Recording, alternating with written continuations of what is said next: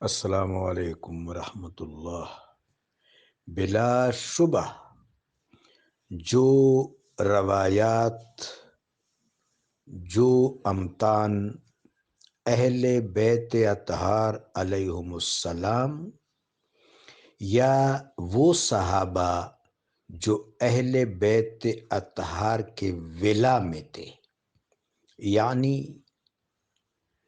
سیدۃ النساء العالمین فاطمۃ الزہرا سلام اللہ علیہا، باب العلم امیر المومنین علی بن ابی طالب، شبیہ الرسول ریحانۃ الرسول امام حسن مجتبی، سبط الاسباط پاسبان ملت حنیف حضرت حسین علیہ السلام سے جو روایات ہیں وہ سلسلۃ الذہب ہیں، بلکہ اگر اس سے اوپر کروں، ذہب تو زمین کی چیز ہے نا، ذہب تو سونے کو کہتے ہیں، وہ سلسلۃ النور ہے۔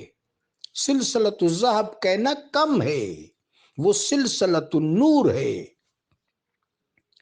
تمسک میں ان کا پہلا نمبر ہے، ان کا پہلا نمبر ہے۔ جس کتاب میں ایسی روایت ہو، سنیوں کی کتاب ہو، اہل تشیع کی کتاب ہو، وہ صحیح بخاری شریف ہو یا وہ بہار الانوار ہو، اصول کافی ہو، بات کتاب کی نہیں ہے، بات اہل بیت اطہار کی ہے۔ تو وہ سلسلۃ النور کی روایت ہے۔ ہمارے مولا امیر المومنین علی فرمایا کرتے تھے، صاحب البیت اعلم ما فی البیت، گھر والا گھر سے زیادہ باخبر ہے۔ آپ فرمایا کرتے تھے ہم گھر والے ہیں، ہم سے پوچھو، ہم سے پوچھو۔ آپ فرمایا کرتے تھے مجھ سے پوچھو، سلونی سلونی، اس ممبر کا نام بھی سلونی ہے، سلونی سلونی قبل ان تفقدونی۔ تو وہ سلسلۃ النور ہے۔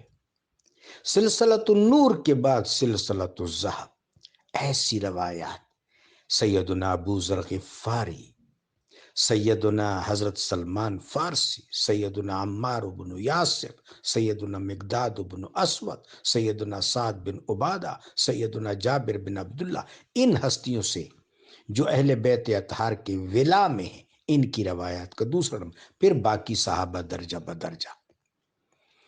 تو امت کے لیے تمسک لازم ہے، اور امت کی زبوحالی کی ایک بڑی وجہ یہ ہے کہ انہوں نے تمسک میں غفلت کی۔